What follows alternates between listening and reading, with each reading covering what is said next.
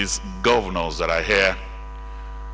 Let me welcome especially our keynote speaker, His Excellency the Governor of Akwa Ibom State, members of the National Assembly here present, honorable ministers here present, the chairman of the leadership group, our royal father of the day and other royal fathers that are here, members of the diplomatic corps, captains of industry, invited guests, ladies and gentlemen. Your Excellencies, it is with humility, it is with pride in my wonderful country that I welcome all of you to this year's Leadership Award ceremony. And it is particularly fantastic this year that we have His Excellency our President in our midst and a former head of state also seated here. And as I look into your eyes, Your Excellencies, distinguished ladies and gentlemen, what rings in my head is the question, where does legacy begin? Does legacy begin with adversity? Does it begin with a sense of injustice? Does it begin with an ideal, a passion? Or maybe it begins with an opportunity to serve. Whatever your take on this question, today we are here on behalf of the leadership group to honor those that has taken leadership to a new level, to honor those that have shown us exceptional leadership qualities, to honor those that can, with their activities in their little corners, hew the stone of hope from the mountain of despair. We're here to honor those that have been able, in their career and life, stand unflinchingly in the face of bad odds. We're here to honor those that we can call old-fashioned activists, beating a drum to remind us of realities at times we choose to ignore. We're here to honor those that we can call alchemists, those even at very difficult moments in a nation's life can fill us with defiant hope. So on behalf of the nation, my beautiful country, I say thank you to the leadership group for honoring these people, and on behalf of Nigeria, saying thank you to all of them. And so, Your Excellencies, distinguished ladies and gentlemen, it's therefore my honor and pleasure to welcome here a pharmacist, journalist, an entrepreneur, a businessman, who understands in the creed of pharmacy that now is a time for national healing. Please welcome here Mr. Sam Ndaiziah.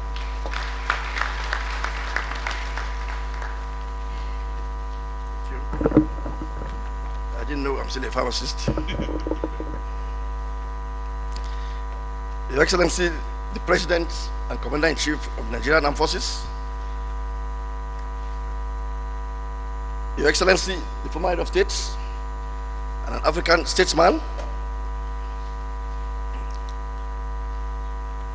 Your Excellency Udom Emmanuel, the Governor of Akwa Ibom State and the Speaker of today's occasion, Your Excellency, the Governor of Gombe State, Ibrahim Donkobo, and an award recipient, Your Excellency, the Governor of Taraba State, Governor Ishaku, the Speaker of the House of Reps, Right Honorable, the Royal Father of the Day, Echurupe Bagadoji, distinguished senators here present, former governors, all award recipients, ladies and gentlemen. On behalf of Leadership Newspapers Group, I wish to welcome you all to this historic occasion. Today's event is basically to celebrate our democracy, because there's a hell of a lot to celebrate. It is easy to forget the fright, trepidation, and panic that attended the build-up to the election, and how several doomsday pundits concluded that the election might spell the end of Nigeria as we know it. The tension was so high that the President of the United States felt so genuinely concerned that he had to address Nigerians in a televised broadcast in the fashion that a colonial power will address its colony. Few thought there was no way we would get out of the presidential election alive as a country. And there was actually the augury for such their doomsday prophecy. The election held on Saturday, March 28th, and by Sunday evening, the opposition candidate was leading and had the momentum. By Monday morning, the PDP had fired its best shots and was clearly behind. That was when some people within the ruling party started working towards actualizing what everyone had feared. Evil people planned so many things that Nigerians did not and perhaps would not know about. But what all of you saw was the Orubebe show. A lot more will have followed that spectacle. But something else was happening on that day. President Jonathan told Senator-elect, the then Senator-elect Ben Bruce, and other party faithful who saw him that Monday morning that he would be conceding. Some of the party faithful didn't understand what he meant because that had never happened before.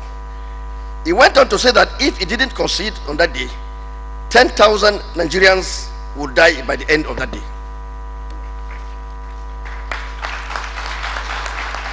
Ben Bruce encouraged him.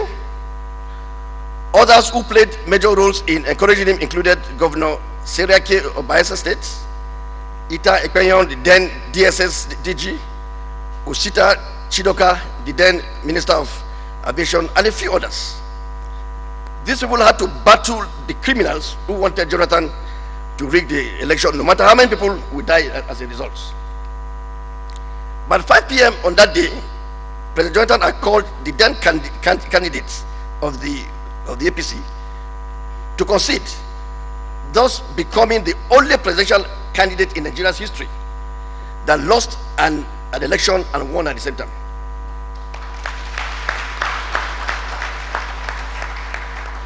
He won by simply doing what had never been done before. And by that, he changed Nigeria and set a standard for future.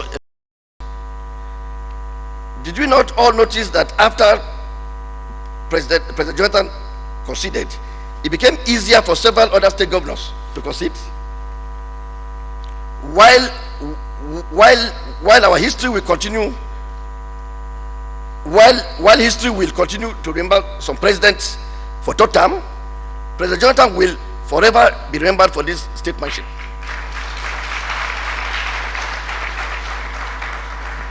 Professor Atairu Jega actually triggered this all by simply doing his job courageously.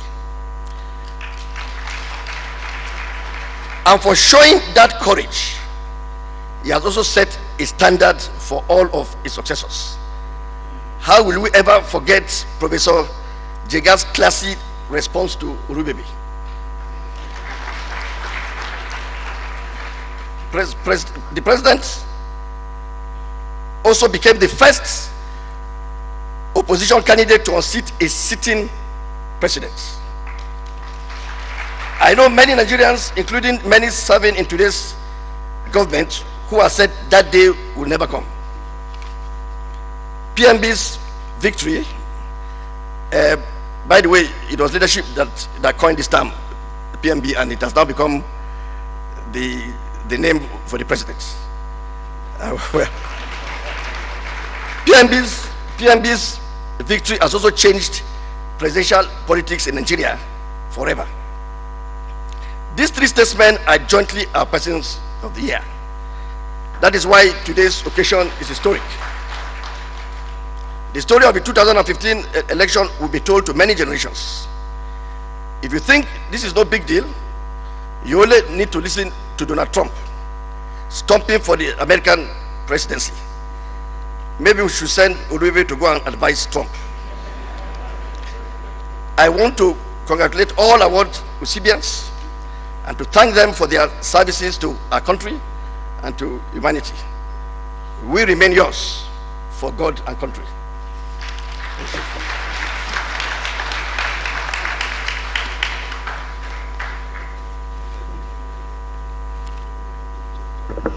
Indeed, for God and country.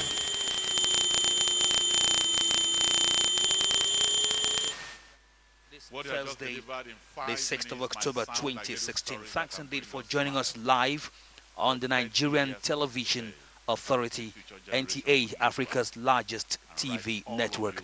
My name is Kene Emma Abodike. Of course, a total of 18 awards will be presented here today to some corporate bodies as Our next speaker who reminds me have actually found a way of one of our great leaders, to deliver their own quota General Shehu to the Eradua. development of this And I nation, remember particularly some time ago when in the he year gone was by, in detention, 2015. he wrote a song, We're a expecting beautiful letter, to a very see short letter. He said, "Dear son, some individuals prison here today, deliver not some because I want messages, political particularly power or to be president, the as one some that will people come think. from the I do what I do governor of because I love Akwa you Ibom and State, because Emmanuel I Udom, didn't want who my will be children to grow up in a delivering a country keynote address with where the theme only materialism democracy, is political celebrated. transition, and the Wealth, challenge of fat leadership bank accounts, in Africa. any idiot It can will have. really interest you that But service to nation some Nigerians have a actually legacy done I want well to leave to for be you. noticed by the leadership group. Hence, these awards. And if there's anything year. this And I'm next talking speaker about has some is of service them, to nation. uh, Served in the military, leadership brand served as head of of the state. year 2015 Today, as an elder will actually statesman, be given to aura, Zenith Bank, his while courage, leadership his young boldness, his person love for of the nation year continues 2015, to guide Chibok us in every Girls, way. will Is our receive that chairman one. today? Is And therefore my Dangote honor and Cement, pleasure to will welcome receive here the leadership General product of the year Abdulsalami 2015, Abubakar while Josefa. Heritage Bank will go home with the leadership company of the year 2015. It goes on and on like that. And of course, Kore Bello, a musician, will also be noticed here today. So let's keep watching and keep enjoying the live broadcast. Your Excellency, President Muhammad Buhari, the Honorable Speaker, distinguished senators here present, our co-host, the FCT Minister Mohammed Bello, Leadership Chairman Kakaki Nupe,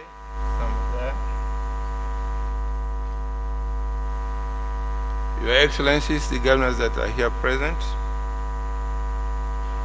the awardees, our royal fathers, royal father of the day, Nupe Bagadoji, distinguished ladies and gentlemen. My job this morning is very easy, to chair this occasion. We have His Excellency the Governor of Akwa Ibom, who is a keynote speaker.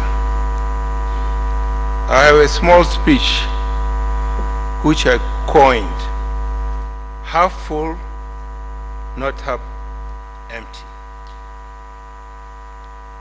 But before I start, kindly allow me to thank the Leadership newspaper for organizing this event and inviting me to be the chairman of this occasion. I thank you. Your Excellencies, amidst the much publicized gloomy narratives, sometimes unsubstantiated, the truth is that Nigeria does have good reasons to be joyful. And so today, we take off time to acknowledge the positives and celebrate our greatness and the values which keep us together as one great nation. A nation is an amalgam of communities who themselves comprises of individuals. Each party has its design roles to play towards nation building. The state fulfilling its obligation towards the citizenry, and the citizens contributing their share towards building a strong and vibrant society. This is easy. And indeed, in every society, individuals abound who sometimes are satisfied with the status quo or simply remain as critics but do nothing to improve the fortune of their community or country. However, happily, society at the same time produces other individuals who choose a different path and become agents of change in the educational sector, in cutting-edge inventions, in the literary field, in industry, and in the political space, etc., etc. Nigeria, I am proud to say, has several such individuals, and for this blessing, we have cause to be joyful. Your Excellencies, from the global perspective, Nigeria has been applauded for achieving a sustained democracy spanning over 17 years, and very recently for a successful and peaceful political transition. We are aware of the turbulent, violent, and political transition in some African countries, which sometimes metamorphoses into full-scale civil war. Going the memory lane, recall the widespread prediction of chaos and doom and possible breakup of Nigeria as the aftermath of the 2015 general elections. Thank goodness, Nigeria survived. So, to celebrate. How did Nigeria survive? And how did we not only survive, but have become an example to countries in transition, both in African and in other parts of the developing world? I believe that in this hall, we have individuals who can tell this story and who have the obligation to tell this story. For in understanding the heroic roles played by these great Nigerians and taking lessons therefrom, we secure the future of our country as one indivisible, progressive, and democratic Nigeria. In doing so, we consolidate the gains and we have made, sorry, I checked that again. In doing so, we consolidate the gains that we have made and deepen the values of democracy. Your Excellencies, I believe that it is in this pursuit of this quest for the ties that bind us together, the quest for a common ground, and for the values that we share and must continue to hold dear, that leadership has identified key actors in the last election for commendation and awards. The newspaper deserves our admiration for this steadfast pursuit year in and year out. Well done.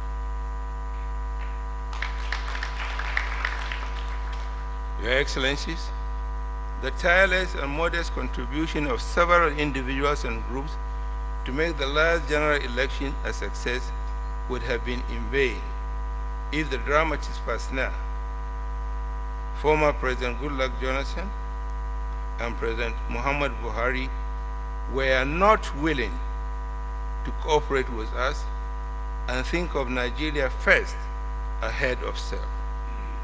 Or if the head of the Independent National Electoral Commission at that time, Professor Attahiru Jega, who is also being honored, failed to execute his statutory tasks with firmness. Congratulations to all of you. Distinguished ladies and gentlemen, having been involved in several continental and international peace initiatives, I can tell you that most of the problems of warring functions in African countries would have disappeared if the actors has the disposition of the excellencies been. Indeed, we do have cause to celebrate. In closing, it is important to emphasize that each of us have the responsibility to imbibe and maintain the standards set by these great Nigerians, and to always ensure that the labors of our heroes past will never be in vain.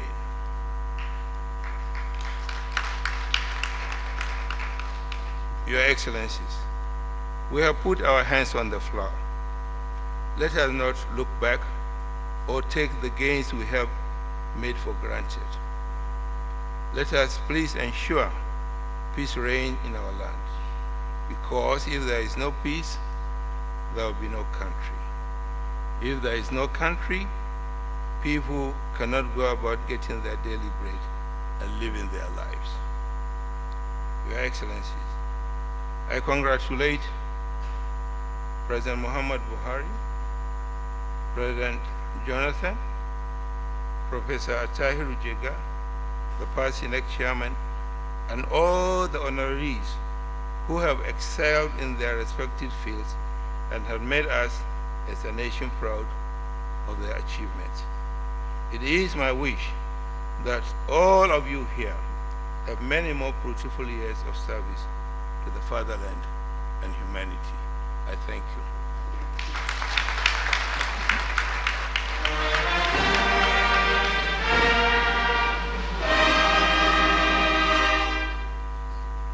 Thank you very much.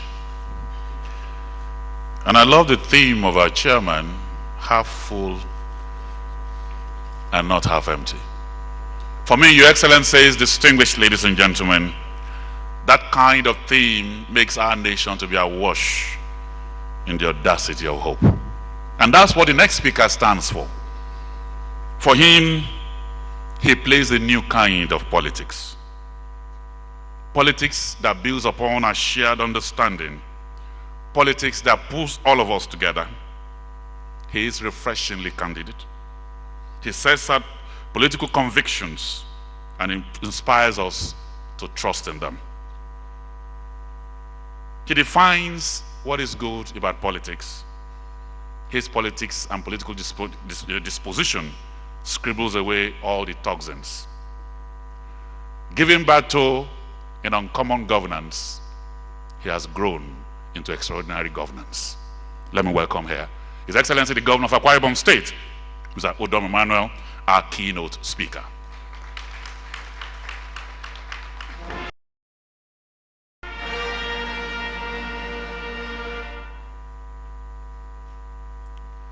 Your Excellency, the President of the Federal Republic of Nigeria,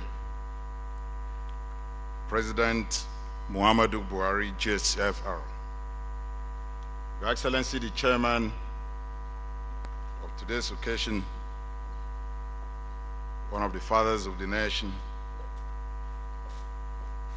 former head of state of this country, General Abdulsalami Abubakar, GCFR, the Speaker of the House of Representatives, the Chairman of Leadership newspaper, Your Excellencies, my brother governors here present, distinguished members of the National Assembly, honorable ministers of the Federal Republic of Nigeria, especially our host minister, the royal father of the day, the Ed Sunupe, members of the diplomatic corps, honorable award recipients, specially invited guests, gentlemen of the press, distinguished ladies and gentlemen. Let me start by saying that I'm extremely delighted to be here today for this epochal event. I was here last year as a guest, this year as a keynote speaker. Next year, I hope I'll be an awardee.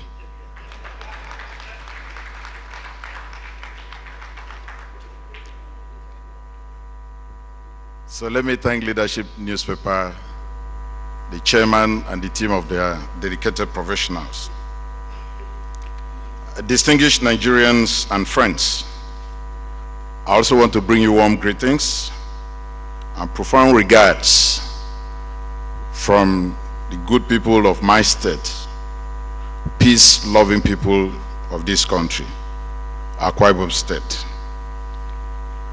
Since Leadership Newspaper made its debut on the newsstand, I think it has shown itself through the talents it has attracted, that its abiding and uncompromising goal rests with projecting issues, deepen and sustain our national unity and cohesion. That's why today, when I learned we want to celebrate democracy, certainly I was delighted. But let me also say something here, precisely.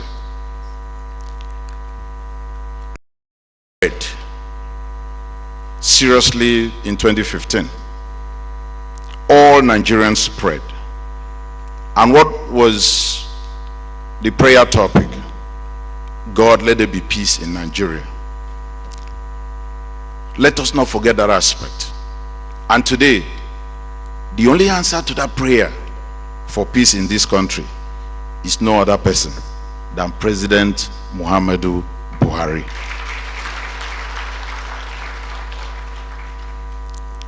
So, to me, I believe we all played a role because, as I said, everybody prayed. I'm requested to give a keynote address on the theme Democracy, Political Transition, and the Challenge of Leadership in Africa. In the program, 30 minutes is scheduled for this. The moderator just showed me a paper and I said 10 minutes. Well, I want to answer him that I was taught in leadership school that the role of a keynote speaker is to set the tone for discussion, energize and inspire the audience for a very productive engagement. So as a good student, I intend to do just that so that I can keep to his time. Let me say here, democracy, the system of government, people will wonder democracy the way we want to take it. Let me leave the background information and other aspects that had been covered by both the chairman of the occasion and the chairman of Leadership Newspaper. But we keep talking about democracy. Going and looking at the background, democracy to me is that system of government where the will of the people trumps all other considerations, or the art of politics, which Harold Laswell, the famed American political scientist, described as a system of government where the motivating impulse is who gets what, when, and how. And that's a typical definition for Nigerians. Once you see people juggling democracy, look carefully. The first interest is their personal interest. While there were democratic waves that helped deepen democratic traditions and values across the globe spectrum, longitudinally, African experience a democratization has been severely challenged. I think we just have good stories to tell, basically say Nigeria and Ghana.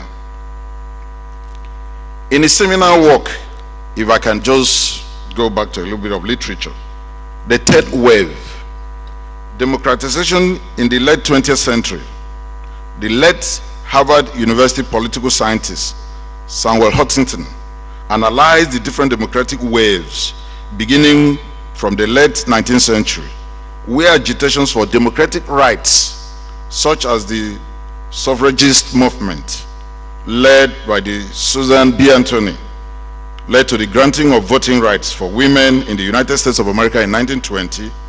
This particular wave ebbed in 1922 with the rise of totalitarianism in Italy, led by Benito Mussolini. I just needed to go a little into that history because democracy is contributory from all strata of the globe. As strongmen rose to political prominence and human rights fell under the jackboats of dictators, countries across Europe, Asia, Latin America began to romanticize the rule of generalissimo. Democracy no longer held the allure and attractiveness it once had enjoyed, and the political space got introduced to such new-fangled phrases as the concept of cultural and political relativity. It must be stated, however, that the resilience of democratic forces was absolutely not in doubt during this period. Then came the second and the third wave. Troy Huntington celebrated the ascendancy of democratic forces over dictatorship in many climes. This man expressed his disappointment in the rise of military dictatorship, especially in Africa. There is no doubt that Huntington's dark view in the Africa and its capacity to embrace democracy was on spot. As the democratic forces swept across the globe, aided by globalization and transparency and adherence to the doctrine of human rights and democratic principles, were conditions for engagement. Countries where military dictatorship and the rule of the strong men had been the norm began the gradual process. In 1992, Ghana, long ruled by military, head of state, you know him, Flight Lieutenant General Rawlings, transitioned from military fatigue to civilian regime. From 1992 till the present, Ghana has been a prime example of democracy that has consolidated. In 2000, President Rawlings' ruling party, the National Democratic Congress, lost a razor-thin victory to the opposition party, New Patriotic Party, led by John Kufuor. And in the move, that confounded political pundits and helped set a narrative on Africa's political culture, the ruling party. It was a golden moment in African democracy and established a new narrative that democracy had indeed come to stay in Africa. And that manipulation of electoral process through unbridled rigging or the application of zero-sum game had no place in a new African democracy. That rich and commendable culture where the wishes of the people determine the course of governance has continued in Ghana and saw the ruling party again yielding power through democratic process to an opposition party in 2012 with the election of John Mahama, the opposition NDC, as president. From war-torn Liberia today to Benin Republic to Togo, the ferment of democracy has continued to expand in Africa, unleashing in the process the supremacy of the people over the instruments of coercion and the rule of the bayonet. The wild wind of this democracy has its biggest effects in Africa's most populous nation and its economic engine room, Nigeria, in 1999. Nigeria's march down the boulevard of democracy has been in fits and starts from the independence in 1960 to 1999. 4 previous attempts at introducing government based on the rule of law and democratic principles suffered huge reversals in this country, due mainly to lack of elite consensus. That's exactly what we're suffering then. The elite could not come into consensus on the workability of democracy. That's why we couldn't succeed on those other 4 attempts.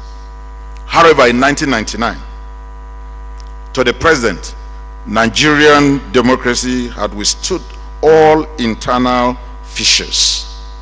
That's why today we are hearing the testimonies being given by all. Its culture has been internalized by Nigerians, and a process of consolidation, to me, has been achieved. Professor Huntington had posited that if elections took place in 2 cycles and the process was seen to have been transparent and free, then a consolidation may have taken place. If that Huntingtonian model were to be applied It means Nigerian democracy has not only consolidated, but is growing and deepening in a profound manner. After over 17 years of uninterrupted dominance at both the national and regional levels, the People's Democratic Party was defeated in March 28, after 16 years, 2015 presidential elections. The margin of defeat was not extraordinary as most people had expected. The then incumbent president, as we have all been told, to use the instrument of his power at his disposal to influence the outcome of the election or challenge the outcome in the law court. In a moment, that stands out as the crowning glory of our democracy. Then President Goodluck Jonathan, putting the interest of this nation above his personal or group interest, considered the defeat then of the opposition party, the APC, even before the final figures were tallied. He didn't wait for the figures. The world stood still as what was once thought to be an impossible development manifested its beautiful colors before us Nigerians. May we please, once more, a big round of applause for President Goodluck Ebele Jonathan for his rare feat. And today we are celebrating democracy. Our democracy has definitely come to stay, and we should all be very proud. But there are still lots of job to be done, honestly, a lot of challenges.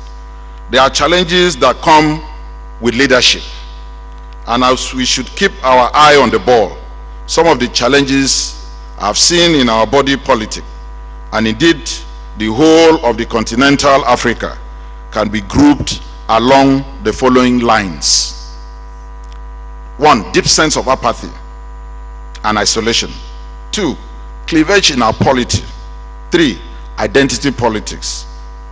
And 4, security and sectarian challenges. These are the issues of democracy in today's world. So as our democracy consolidates, there is that need to constantly engage the people of what government is doing to address their issues and problems. People are getting so enlightened in Nigeria today about democracy and the way politics are being played. Gone are the days of, democratic or political apathy. An engaged electorate is an informed electorate, and this will eliminate apathy and a feeling of isolation amongst our people.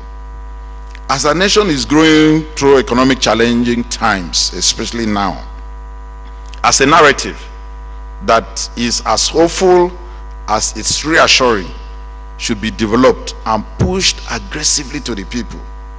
We should give our people the reason to be hopeful. There's nothing as good as people having hope. That was what I learned President Franklin Delano Roosevelt, the American president, during the Great Depression did, when he rallied the American people who were broken and forlorn and had consequently begun to distrust the very foundational principles and values of the American creed, and gave them a reason to believe and be hopeful. This task is not just a task for one man. It's not just a task for a president. It's the task for all leaders to actually do this and give our people hope. When they lost this hope, he gave them that platform to be hopeful through a very popular radio program called Fireside Chats, which he personally hosted as a president. Americans were reassured by the soothing voice of their president, telling them tough times will not last forever. Ours is deeply cleavage society, where the main allegiance and interest is first to our ethnic blocks over the larger national interests. We must do all we can not to promote identity politics, but rather promote those tendencies that unify us as a people of common destiny and growth. These are challenges of all of us who are political leaders. To the common man, to the people that put their interests, put everything in us, believe that we are those people. We all must join hands together to achieve this. We have seen destructive side of this kind of politics in several African countries. A major case in point being the civil war that is currently ravaging Africa's newest republic, South Sudan, where the nation has been unable to come together after decades of struggle to have a country of their own. We fought a 30-month civil war in this country because of our inability to reassure our people that our diversity as a country is a strength rather than a weakness. These are lessons that we have to learn today, and these are challenges of we leaders in this current dispensation of our democratic governance. Sectarian and security challenges have also threatened the very foundation of a number of countries in Africa. Nigeria is not an exception. And this problem is deeply essential and really also threatening our democratic governance. Here in Nigeria, we all are aware activities of Boko Haram, and all other groups have ravaged the northeast. Recently, we have another one springing up from the east. We had Avengers from the south, and so many. And their frustrations taken, on oil installations, blowing them up, weakening the economic strength of the economy. Our nation is at the crossroad, even as we mark the 56th anniversary of our independence. We are challenged by daunting economic and political problems, which are very surmountable. But we must all collectively resolve to work together. That's the message. I often tell our people that what we have is all we need to get to our desired destination. You don't need any other thing. What you have is all that you need to get to where you're supposed to get to. I keep telling people, it's not the set of circumstances in which you find yourself as a people and as a nation, but how you respond that makes all the difference in the whole world. How do we respond to the current circumstances? How do we respond at where we find ourselves? How do we respond as a people? How do we even come together as a people? What then should and can be done to change the negatives about our country and about our people's mind? We must develop what I call a national narrative in the mold of what American exceptionalism actually also did. Every American is socialized into believing that their nation is the most exceptional country on earth, which God specially created to lead the rest of the world. Speak to any American, that's their mind.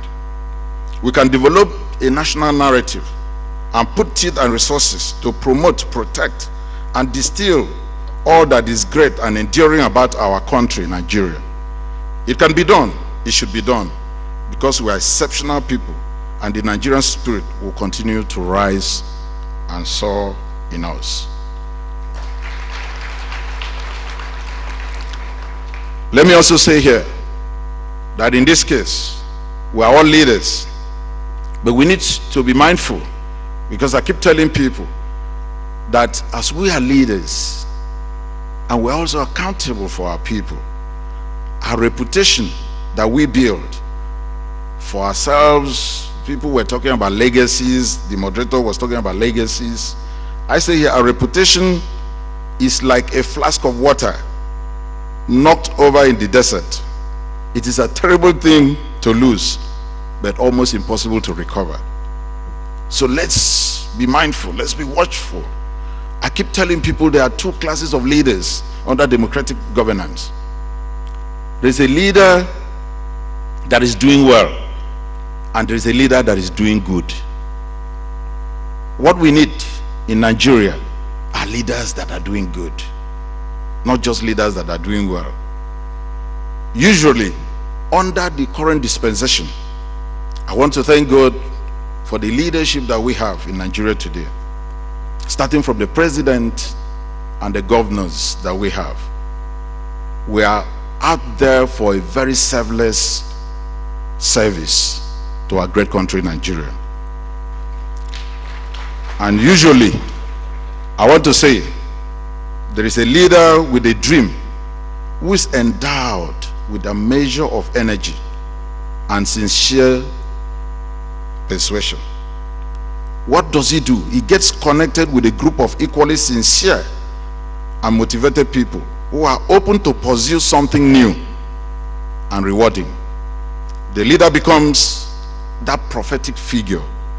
He rallies the people and points them to the direction of the goal. And that's where we are today. And the next question is, who are these real change agents? Who are the real change agents? I've observed personally on every hand that there are plenty of change agents dedicating their talents to destruction and evil. Those are not the change agents that we are looking for. There has to be someone who sees a need and realizes that he has tucked away in a package under his arm exactly what's necessary to make everyone in our situation better off. I personally believe that it is not only possible but absolutely necessary for the needed paradigm shifts of our own transformation to take place, not tomorrow but now. That paradigm is behind my admonition to millions of our people to shift personally from success to significance in their own lives. Today, we have engendered the new attitudinal and moral rebirth. Even in my state, we have all reason to greatness through our Dakada philosophy. I launched a philosophy, the can-do spirit. I had to charge my people. I say, under this present dispensation, as your leader, I should be able to inspire you to do what you would normally wouldn't have done. I must inspire you. There must be that moral rebirth. We have to rise above all biases, ethnicity, religion. You must believe in that can-do spirit. We must tell our people that once the passion is right, nothing is impossible. And that as a great people, we must rise to that faith of greatness. And that capacity is what God has destined us, even as a country. To achieving that self-actualization, it's not just enough for us to just sit back and lament over situations. What have you done as a person to help the situation? All hands must be on deck. These are challenges of leadership under democratic governance. It's government for all the people, so everybody must play a role. So as a pragmatic step, we need to identify those gateways and those things that will actually take us there. We can't be running a country where the number of SUVs on the road is more than the number of tractors in the farm, and then we just sit down and just blame one human being. It is not possible. It's not possible. So to reduce unemployment and enhance our human capital, we have to revolutionize agric through all kinds. I was reading a book, and when I picked up magazine, I read about one of the countries that, I don't want to mention the country. He said in their country that there's no state that does not produce at least 81% of what they consume in that state. At least 81%. So tell me why they won't have enough to export. Tell me why people should just be sitting there and then be complaining. Be reminded of how I started. I said, all that you need is all that you have. We are so blessed. Distinguished audience, I want to urge us as a nation to try to build institutions that will outlive generations and deepen our democracy further. Strong institutions are not strong people, are foundations on which nations rise to greatness.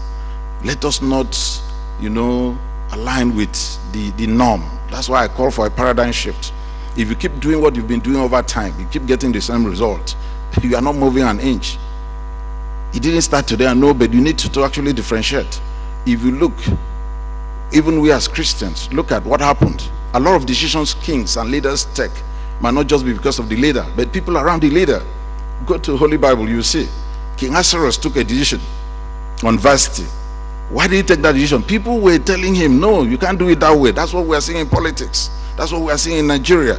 Oh, you can't do it that way. It's not done this way. How can this person do this? That's how people actually get misled. We don't need to be that again. The problem is not with the leadership. At times it's the people around the leadership that are causing the problem. Because the people around the leadership, look at Herod, the Herodias woman. Oh, you can't, as a king, you can't say this, and then you don't go ahead to fulfill it. Oh, you must be a king, you must kill her. The man had to yield. So people around the king, people around the leaders, what role are you playing as a change agent? Is it a destructive role? Are you building or you're destroying our core value system? What you're promoting, are you promoting unity? Are you actually rising above those biases? Nigeria is looking for that man who will rise above that bias, who will rise above ethnicity, who will rise above religion, who will rise above all genders and all things, and rise to togetherness in this country. That's when we'll know we are moving towards the right direction. May I end by paying tribute to African and Nigerian leaders who fought for the enthronement and sustenance of the waves of democratic governance across our continent. I must pay special tribute to them. I must also pay special tribute to our leaders who have fought for this democracy. People who have fought for this country to remain one country. Let us all emulate their good examples and learn from their mistakes as well. Let us collectively give our support and prayers to our president. We are taught to pray for leaders. That's what we are taught to do. And everybody in the country, we are religious in one form or the other. But when it comes to practicalizing it, we don't find the true people who are practicalizing it. What are we taught to do? We are taught to pray for our leaders, to support our leaders, bear the responsibility of making decisions and choices on behalf of a common man. As leaders, let something always strike our mind. I always tell my people that even though I run a free and compulsory education, it's not enough. That there are still children who will be hiding in their mothers' homes in the morning because that morning they cannot afford common pap to drink and go to school, and they cannot study in an empty tummy. Meanwhile, it takes only 4 months in Nigeria to grow corn. What does it take? I charge you all to participate and make your sincere contributions towards making this country realize its set goals, irrespective of your political leanings. And one of those that believe political leanings, political party is a platform for service. It's not an end. Don't play politics as if your party, political party, is an end. No, not at all. It's just a platform for you to serve the people. Economic considerations, ethnic belongings, and religious persuasions, because the success of this country is our collective success. And we must emotionally invest in its success. Thank you for listening. God bless you all. God bless Nigeria.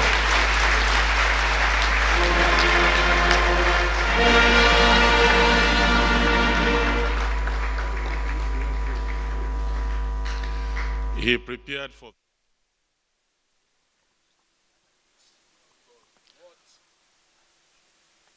Indeed, what we have is what we need to get to our destination. and in all of that I saw Very almost 4 powerful, personalities in the minute. thought-provoking, and He spoke like a inspiring teacher, like a keynote philosopher, address by His Excellency like a pastor, Emmanuel Udom, the and then Executive finally like a Governor of concerned Akwa Nigerian. Ibom State. Of course, the title of that address was Democracy, But totally I agree with Political you, sir, Your Transition, and the Excellency, the Challenge of Governor. Leadership in When you say we Africa. should change our national As narrative, events only a continue few to weeks ago, unfold His here, Excellency the President let's quickly launched inform you change that the sporting sector begins of with me. Nigeria will That's all also part of the be national narrative. recognized here Thank as you.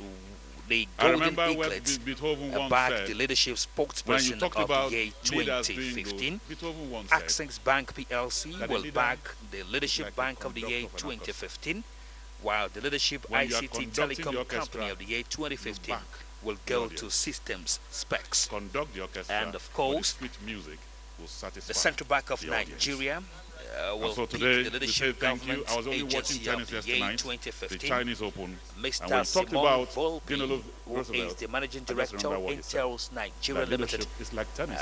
will back the Those leadership who win chief the leadership executive game officer of the must year serve well, 2015. like All these awards. So one more time, let's will appreciate be this, Governor, Your presented here Excellencies. today.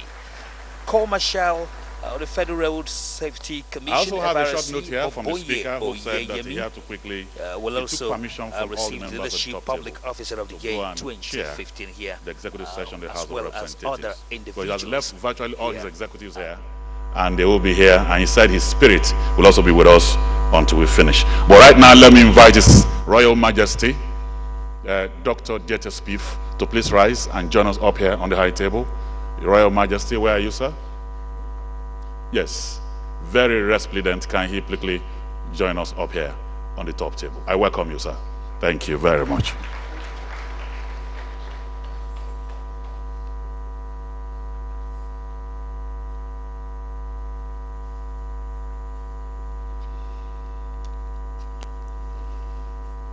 You're welcome, sir. Thank you very much.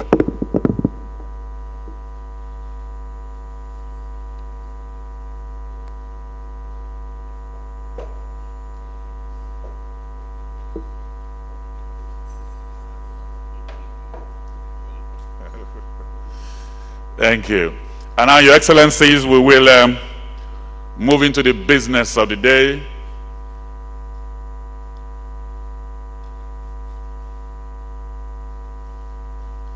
That's handshake across the Niger.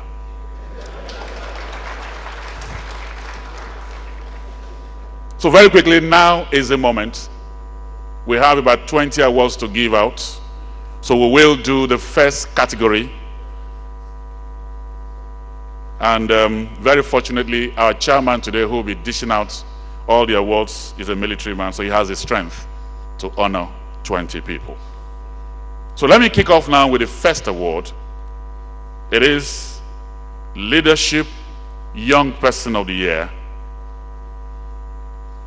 And this award is going to beam searchlight on education across the country and focus on education as a veritable tool for national development.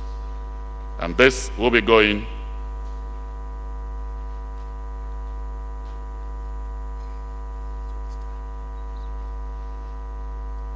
the first one will be now going to the Chibok girls, and the chairman, Adopted Chibok Girls Parents Association, Malam Yakubu Nkeki, will be stepping forward here to collect on behalf of the parents. Can we put our hands together for him, ladies and gentlemen?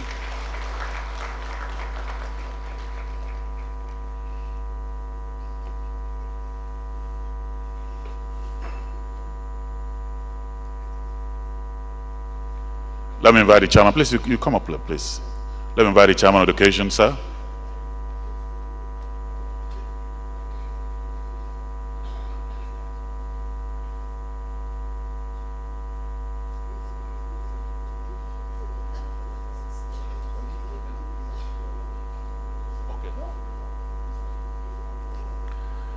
Well, the chairman has chosen to come down so I can honor them downstairs.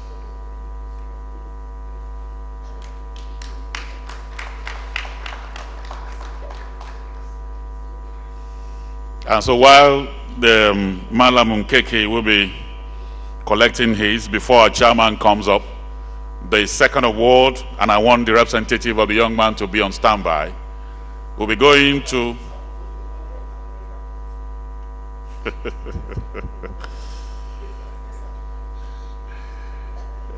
so let me have the representative of Korede Bello on standby before our chairman goes up.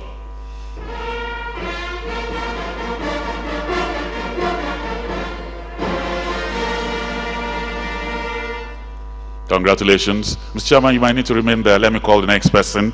The next award person is the Leadership Artist of the Year, Korede Bello, with a song that has become a praise song in all the churches, Godwin. But people also know him as Mr. Romantic. A young man born in 1996, but has taken Nigeria globally musically. Is Korede or a representative here? And then finally for this category, the Leadership Sports Person of the Year, the Under 17 2015.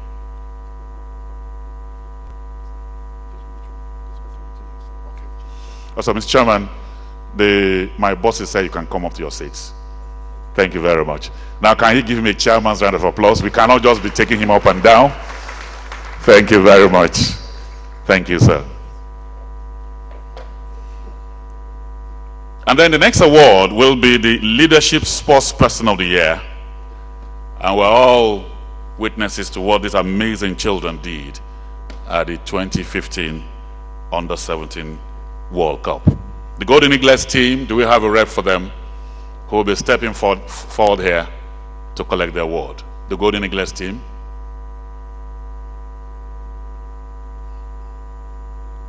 Okay. Thank you very much. We'll move on to the second category, which is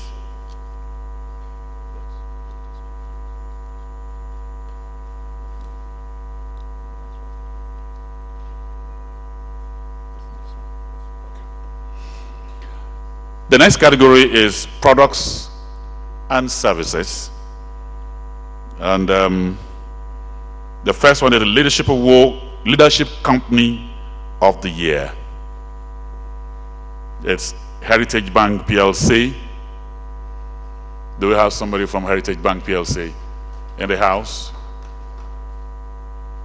Anybody here?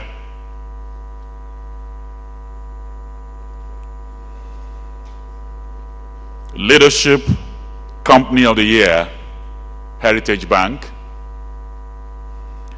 Let's move on to the next one. Leadership Product of the Year, and that's coming from Dangote Cement. Dangote Cement. Let me welcome Jamilu Muhammad Gidado, representing Dangote Group, to step forward here.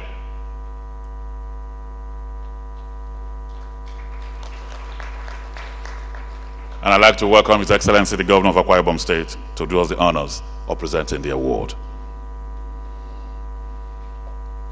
Yes, over there. Yes, there, on the carpet.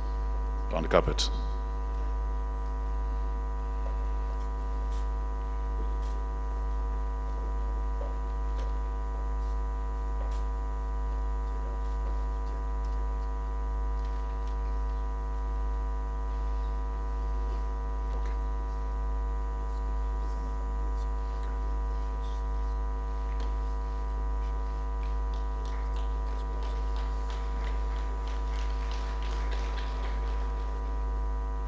Thank you very much, Your Excellency. We appreciate you. The same way you've been cementing all the cultures across Akwa Ibom State. Thank you very much. Your Excellencies, the next award is the Leadership Brand of the Year, and that's Zenith Bank PLC. Zenith Bank PLC. Would like to welcome here His Royal Majesty Jete Spiff to please do us the honors. Your Royal Majesty. On the carpet.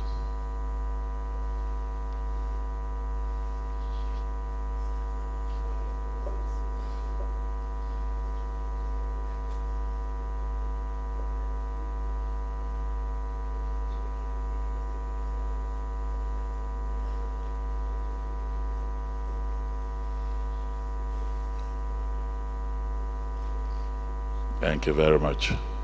Thank you.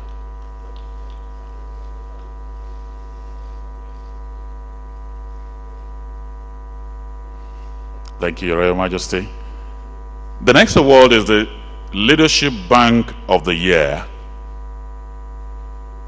and that goes to Access Bank PLC.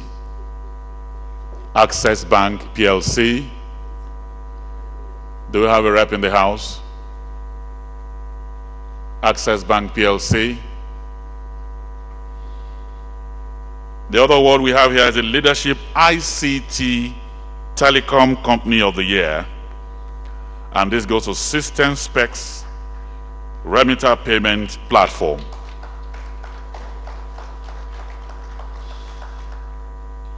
I'd like to invite a man who has done so well in terms of payment, His Excellency the Governor of Gombe State, to step forward here and do us the honor.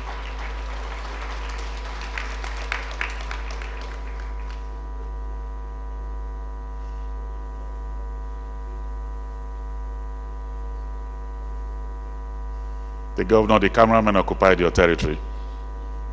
Thank you very much, sir. I welcome you.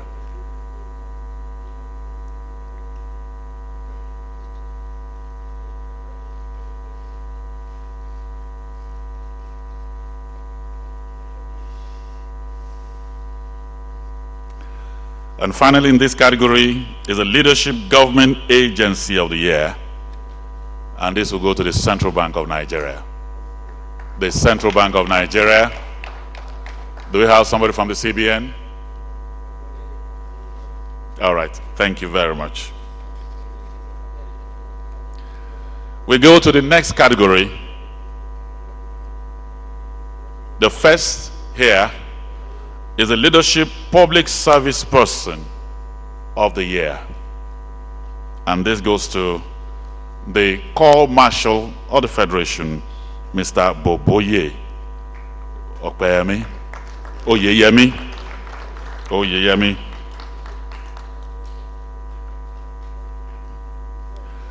I'd like to welcome His Excellency Governor Shako to please do us the honors of honoring this man. I know they don't speed a lot in Taraba, so it's very fitting they don't. I welcome you, Your Excellency.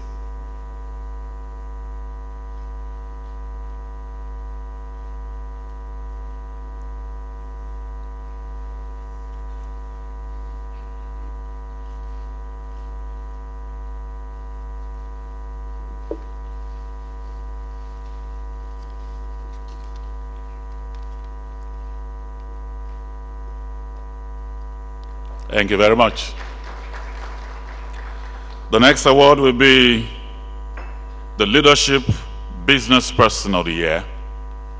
And this goes to the Chairman, Honeywell Group, Oba Otudeko. Oba Otudeko. Are you representing him, sir? Okay, please step forward here. Thank you. And I'm very sure this could lead you having a land here, because to give you the award is the FCT Minister.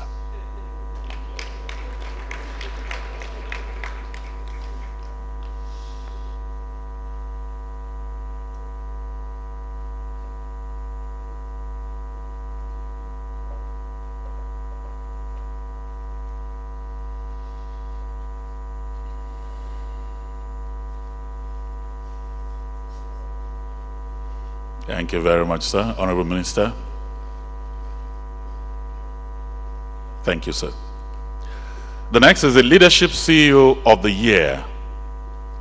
And this will go to the Managing Director of Intel's Nigeria Limited, Mr. Simone Volpe.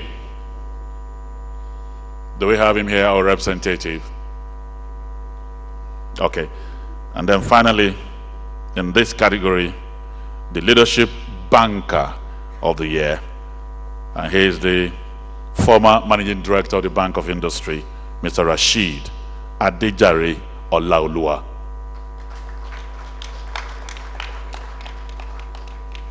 And to do us the honors is the former Governor of Benue State, Dr. Gabriel Suswan.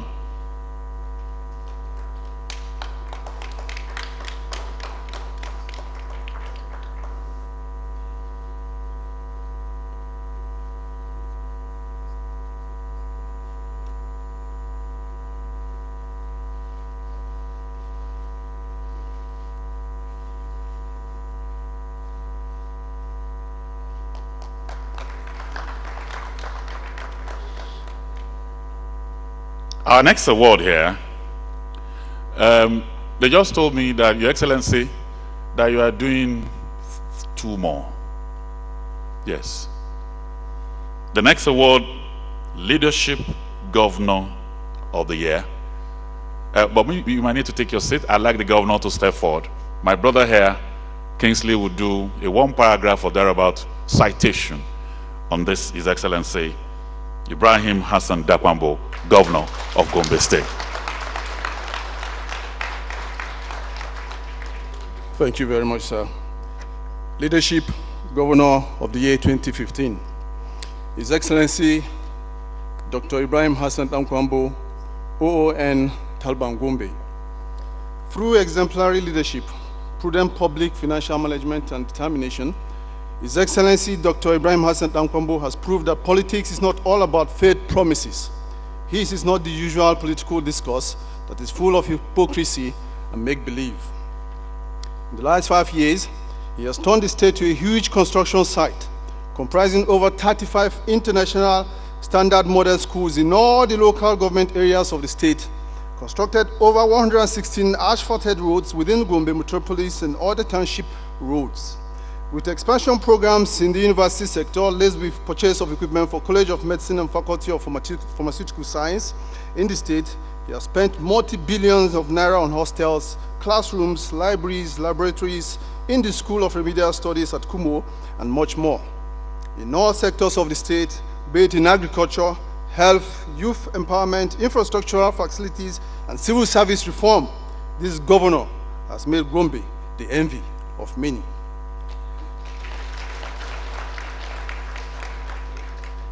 The governor's working career spanned both private and public sectors, from Coopers and Libran International Chartered Accountants, now known as PricewaterhouseCoopers, where he worked between 1985 and 1988.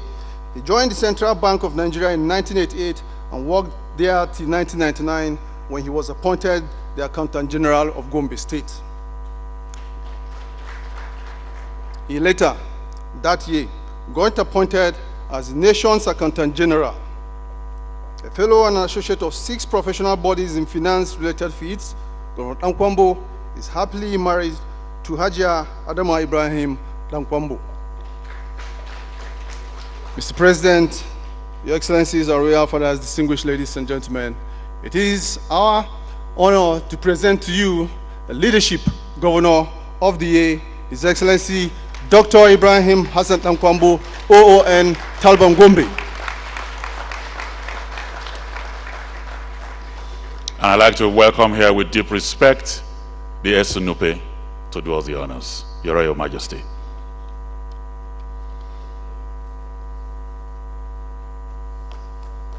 Can we appreciate the Royal Father?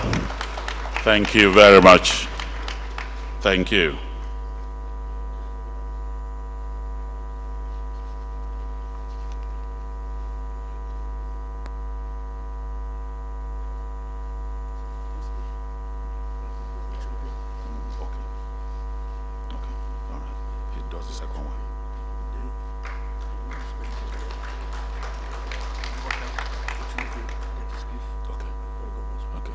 Our Royal Father, our Royal Father, please, you'll be presenting the next one. And I'll be going to the Speaker of the House of Representatives. His representative, Honorable Paddy Riase, is here in our midst. I'd like to welcome you to please step forward and collect this award on behalf of the Speaker, who has gone to do another national assignment on behalf of the Speaker of the House of Representatives.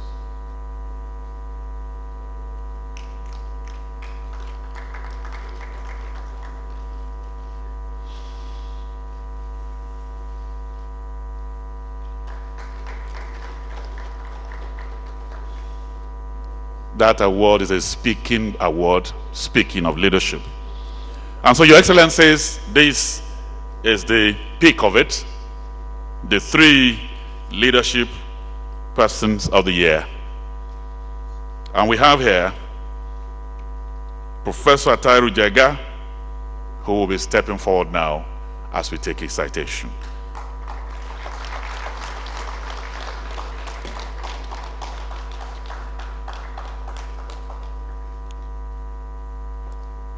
Leadership Person of the Year, Professor Muhammadu Atairu Jega. Atairu Muhammadu Jega, OFR, erudite Professor of Political Science, was the chairman of the Independent National Electoral Commission, INEC. In that capacity, he led the commission to conduct the 2011 general election, which marked a positive turning point from the decade that characterized the Nigerian electoral process and the 2015 general election that has been globally acclaimed as epochal and credible because for the first time in Nigeria's history, there was political power swap from a ruling party to the opposition. The commission that Professor Jega led is the one that till date in Nigeria that has been privileged to conduct 2 consecutive general elections. Professor Jega's rich academic career saw him serve at various times as visiting research fellow, University of Stockholm, Sweden, in 1994, and of course was a visiting research fellow at St. Peter's College, University of Oxford in 1996. He was also the Deputy Vice Chancellor Academic at the Bayero University, Kano, from 1995 to 1996, where also he became Acting Director, Center for Research and Documentation, CRD, in Kano in 1998. He was also Director for he was the Director, Center for Democratic Research and Training at Mambaya House, Bayero University, Kano, from 2000 to 2004. In September 2005, he became the Vice Chancellor of Bayero University, Kano, a position he occupied until his appointment as Chairman, Independent National Electoral Commission, INEC, in June 2010. Upon the expiration of his tenure at INEC, Professor Jega returned to his illustrious academic career at BUK. He has since April 2016 been on sabbatical, first as visiting scholar under the Robinson Professors Program at George Mason University, Arlington Campus, Virginia, at the United States of America, and currently at the University of Oxford and the United Kingdom. He was also President, Academic Staff Union of Universities from 1998 to 1994. Atahiri Jega is a recipient of numerous academic and honorary awards, which include the National Merit Award of Officer of the Federal Republic by the Federal Government of Nigeria 2005, as well as the 2015 International Honorary for the Charles T. Manard Democracy Award by the United States-based International Foundation for Electoral Systems. He was also given an Integrity Award by United States-based Nigerian Higher Education Foundation, NHEF, in 2015 for his work in INEC. London-based International Center for Parliamentary Studies, ICPS, named him Electoral Commissioner of the Year at its International Electoral Awards in Mexico in the year 2015. Professor Jega has rendered invaluable service to his professional field and the society at large.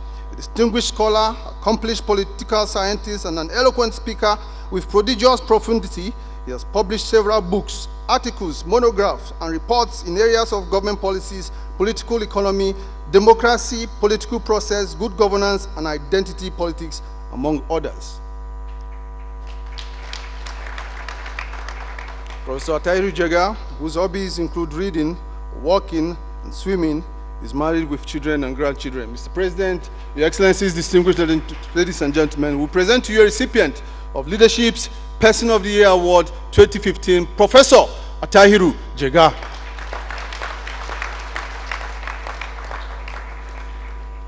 Prof, in your citation, I heard that you do swimming, do sports. Because you might be standing for a while. This award is a trinity. We can't break it until other people join you. I hope you don't mind, sir. And so the next award will be to His Excellency Dr. Goodluck Ebele Jonathan. He's represented here by former Minister for Special Duties, Tanemu Turaki, SAN. Thank you very much. And to take the citation of the former president is the Group Managing Director of Leadership Newspapers, Dr. Akwa. Citation of Goodluck Ebele Jonathan, GCFR, former President, Federal Republic of Nigeria. Goodluck Ebele Jonathan, President, Federal Republic of Nigeria, 2010 to 2015, was born in Otuoke, Bayelsa State, on November 20, 1957. St. Michael's Primary Schools in Otuoke and Oloibiri, respectively, and then Mater Dei High School at Imiringi for his post-primary education. He earned his bachelor's, master's, and doctorate degrees in zoology, hydrology, and fisheries biology from the University of Port Harcourt, Nigeria. Before joining politics, President Jonathan served as a science inspector of education, a lecturer, and later as an assistant director of the Directorate of Environmental Protection and Pollution Control in the defunct oil mineral producing areas development commission, now the Niger Delta Development Commission. President Jonathan's active political career began in 1998 when he was first elected deputy governor of Bayelsa State. He served in that capacity from 1999 to 2005, where his innate traits of humility, service, and loyalty received public notice, and afterward he became the acting and later the substantive governor of Bayelsa State from 2005 to 2007. Goodluck Ebele Jonathan was elected Vice President of the Federal Republic of Nigeria in 2007, a position he held until 2010. As Vice President and being from the Niger Delta region, President Jonathan worked with President Yaradua for a roadmap solution that saw the acclaimed Niger Delta Amnesty Program bringing peace and stability to the region. However, upon the demise of President Shehu Musa Yaradua from President Umaru Musa Yaradua, whom Jonathan had loyally served during his lifetime as the president, he stepped into his role of acting president and became the next president of the Federal Republic of Nigeria. As president, Goodluck Ebele Jonathan made a commitment to change the global negative perceptions of the Nigerian elections and to make them non-violent, free, fair, and credible. He therefore set out, piloted, contested, and won as duly elected president in 2011. He pursued a transformational agenda with unusual vigor and led the implementation of projects and policies targeted at promoting development across the different areas of this country. Under his watch, Nigeria experienced unprecedented economic growth and became the largest economy in Africa. As president, he promoted democratic values and principles, peace, and national security. President Jonathan received several local and international awards for recognition of his exceptional public service. Dr. Goodluck Ebele Jonathan is totally committed to democracy, credible elections, peace, and respect for the rule of law in Africa. Mr. President, Your Excellencies, distinguished ladies and gentlemen, may I most respectfully present for this Award of Leadership Person of the Year, His Excellency, Dr. Goodluck Ebele Jonathan, former President of Nigeria.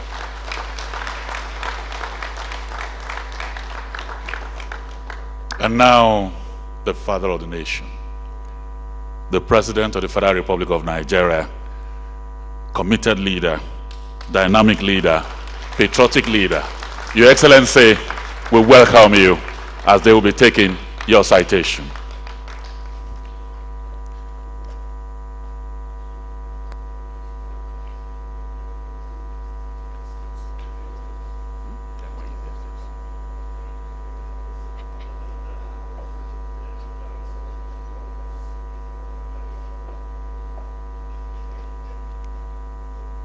Citation of Muhammadu Buhari, President and Commander-in-Chief of the Armed Forces, Federal Republic of Nigeria. From the depth of despair after his third failed attempt in 2011, President Muhammadu Buhari emerged as candidate of the then opposition All Progressives Congress, APC, igniting a ray of hope for change. Widely acclaimed for his integrity, his emergence sent jitters down the spine of the ruling People's Democratic Party, PDP, and electrified the political atmosphere in the country. President Muhammadu Buhari, as military head of state, ruled Nigeria between 1983 and 1985, during which time he conducted himself with grace, stoic calm, and civility. Upon joining politics, he worked with other politicians to build political platforms that coalesced into the All Progressives Congress, APC. He became an apostle of peace in the build-up to the elections of 2015. On assumption of office upon his election as president, his fight against corruption is recording phenomenal successes as many former leaders, top office holders, and politicians are being called upon to account for their stewardship. Relying on his military experience, President Muhammadu Buhari has proved not to be a quitter, and it paid off with his victory and emergence as president at the fourth attempt. Many see him the tenacity and the never say die spirit of United States of America's 16th president, the iconoclastic Abraham Lincoln. In August 1985, after General Murtala Mohammed took over power, he appointed Muhammadu Buhari as governor of the then northeastern state to oversee social, economic, and political development in the state. Again, in March 1976, the then head of state, General Olusegun Obasanjo, appointed him as the Federal Commissioner, which is now Minister for Petroleum and Natural Resources. When the Nigerian National Petroleum Corporation was created in 1976, Muhammadu Buhari was also appointed as chairman, a position he held until 1978. Between 1995 and 1998, Muhammadu Buhari served as chairman of the Petroleum Trust Fund, a body created by the administration of General Sani Abacha and funded from the revenue generated by the increase in pump prices of petroleum products to pursue development-oriented projects around the country. Buhari contested the presidential election as a candidate of the All Nigeria People's Party in 2003 and lost to former President Olusegun Obasanjo.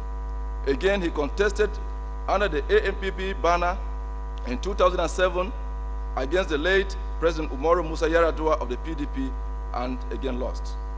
In March 2010, Muhammadu Buhari left the ANPP and formed the Congress for Progressive Change, CPC, on which platform he took another shot at the presidency, but again lost the incumbent president, Goodluck Jonathan, of the People's Democratic Party at the time. Not relenting, in 2015, he won. He ran on the ticket of the All Progressive Congress, a coalition of the political forces he had helped to midwife, and got elected. Distinguished ladies and gentlemen, permit me therefore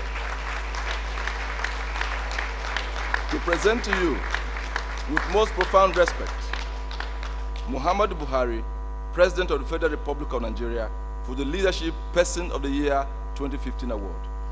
Thank you. Your Excellencies, here you have them. The former president, but a serving president committed to anti-corruption, peace, and security, and an umpire that held the whistle and blew it well. Your Excellencies, this is not an award one person will give. Let me welcome a coalition of award givers. I'd like to welcome here the chairman today, the Esunupe, Dr. Dieter Spiv, all the governors in the House, and the chairman of Leadership Newspapers. I think the FCT minister should also join, please. You are also a governor here. All the governors in the House, both serving and retired.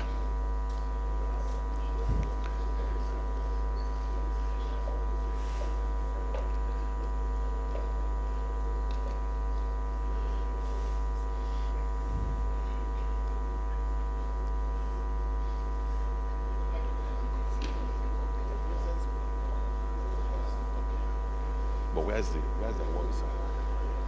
Where's the award, sir?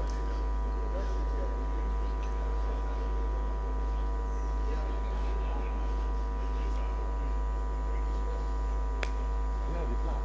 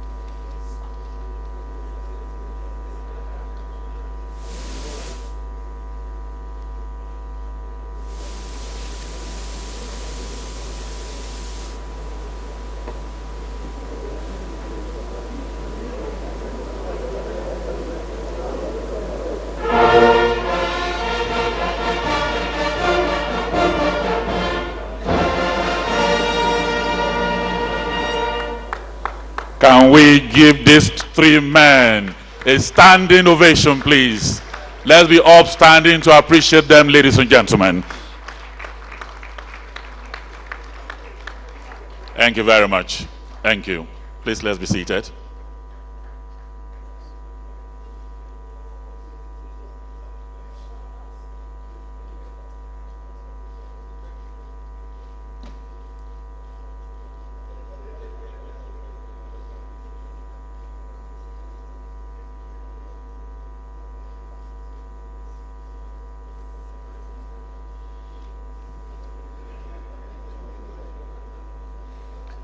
Thank you very much.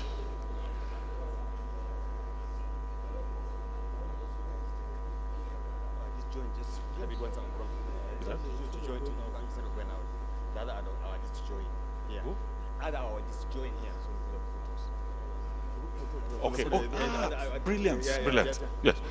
Please, all the other.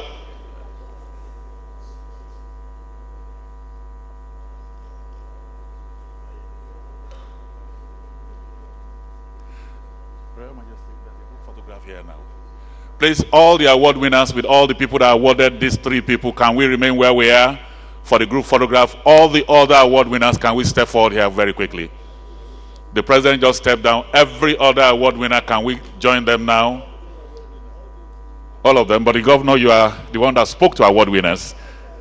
Thank you, sir. Yeah. Chairman of leadership also joined them. All the award winners. So we already have our group photograph now.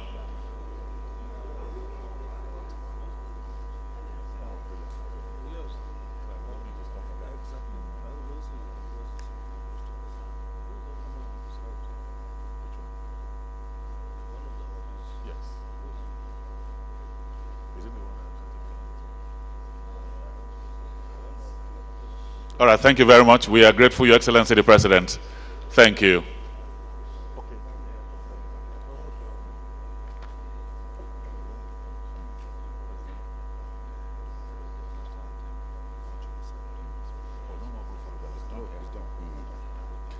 And so very quickly, in a minute or two, the very hard-working managing director, group managing director of Leadership Newspapers, an intellectual of note, author, and I'm not sure he has slept since yesterday, Dr. Cletus Acquire, will be doing a very short vote of thanks.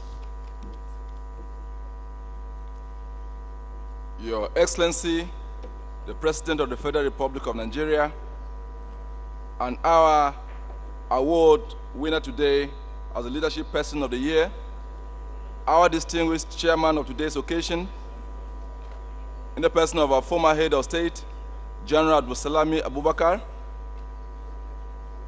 our most distinguished invited guests, Your Excellencies, our distinguished award recipients, members of the press, ladies and gentlemen. I have a simple task this afternoon to move the vote of thanks. I therefore, on behalf of the chairman, the board, the management, and staff of Leadership Group, wish to most profoundly thank Mr. President for honoring us today with his esteemed presence. Mr. President, we appreciate you, sir. We equally appreciate the presence of our chairman of this occasion, an African statesman, General Abdulsalami Abubakar, for not only chairing this occasion, but accepting also to present the awards to Leadership Persons of the Year. We thank you for coming and for all your contributions this afternoon.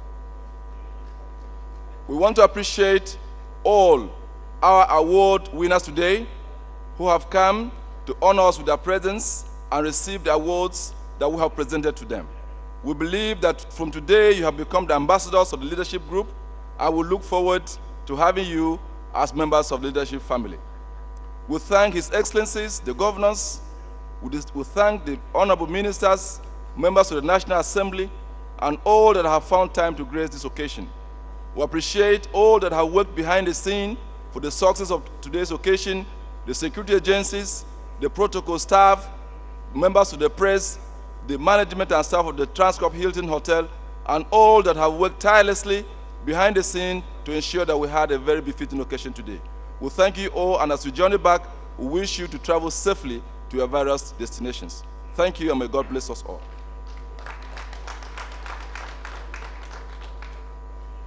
Please, the House is a bit disjointed. Can we have our seats, please?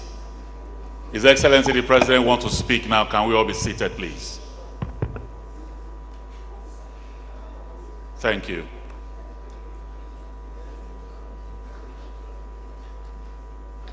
Your Excellencies, distinguished ladies and gentlemen, It is with great pride in my nation, in the ability and leadership qualities of my president, that I welcome here to respond on behalf of all the award winners here today, His Excellency, the President of the Federal Republic of Nigeria, President Muhammadu Buhari Chisefa.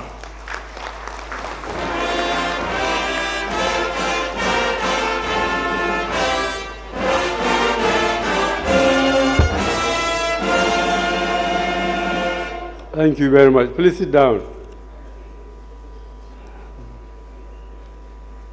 The chairman of the occasion, former head of state, General Abdusalani Abubakar, the governors, Your Excellency, that are here, members of the National Assembly, members of the Federal Executive Council, members of the Diplomatic Corps, Chairman Leadership Group, Sam Inda Saya, Royal Father of the Day, the Etsu of Nifi, and other Royal Fathers present, my fellow awardees, captains of industry, invited guests, distinguished ladies and gentlemen, I am most delighted to be part of this occasion organized by the Leadership Newspapers Group to honor Nigerians who have excelled in their chosen fields of endeavor. Let me hasten to congratulate my joint award winners, my predecessor, His Excellency, President Goodluck Ebele Jonathan, GCFR, and Professor Muhammadu Attahiru Jega, the former chairman of the Independent National Electoral Commission, as Leadership Person of the Year.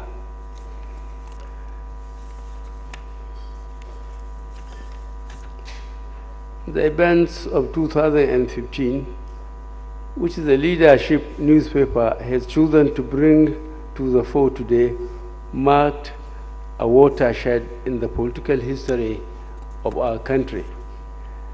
Those of us who were participating actors in the election were led by the higher ideal of the future of our great country and the well-being of our people, rather than the mere desire of politicians to win elections. It is, therefore, our commitment to this ideal, the patriotic zeal of President Jonathan, the participating of the Electoral Empire, INEC, and exemplary conduct of the political parties, foreign pressure, and other actors that we collectively disappointed the prophets of doom who had predicted the disintegration of the country after the 2015 general elections. The honor being done to us today is yet another public acknowledgement of our various roles and contributions towards the national rebirth and development of democracy in the country. We are humbled by this honor, which has inspired us to redouble our commitment to the progress of democracy and development of the country. I wish to facilitate with the other award winners for the recognition accorded them by the Leadership newspapers. It is my fervent hope that the award will encourage all those recognized today to remain committed to good behavior in their various endeavors to justify this recognition and serve as inspiration to others. The Leadership newspapers have been in the forefront of promoting democracy and positive values that are necessary to achieve national consensus on the issues that tend to challenge our unity and progress as a nation.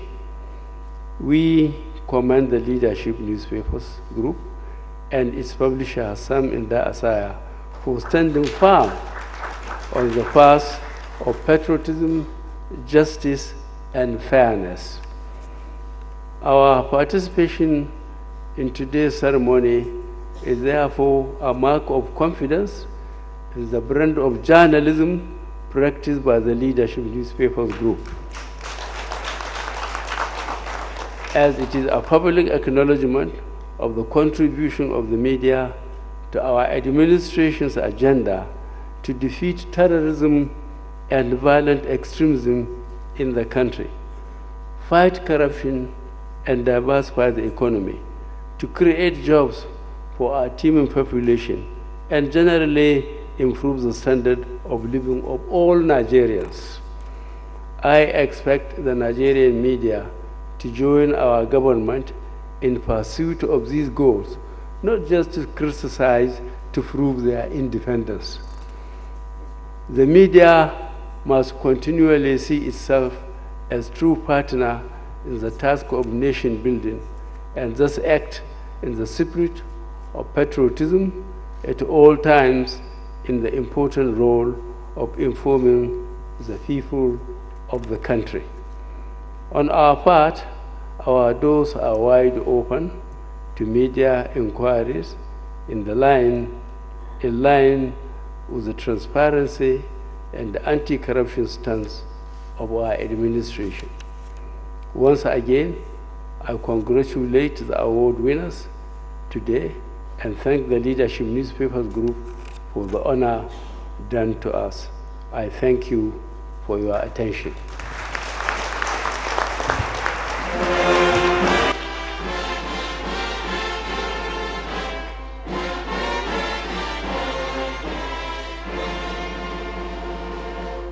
The national anthem, please.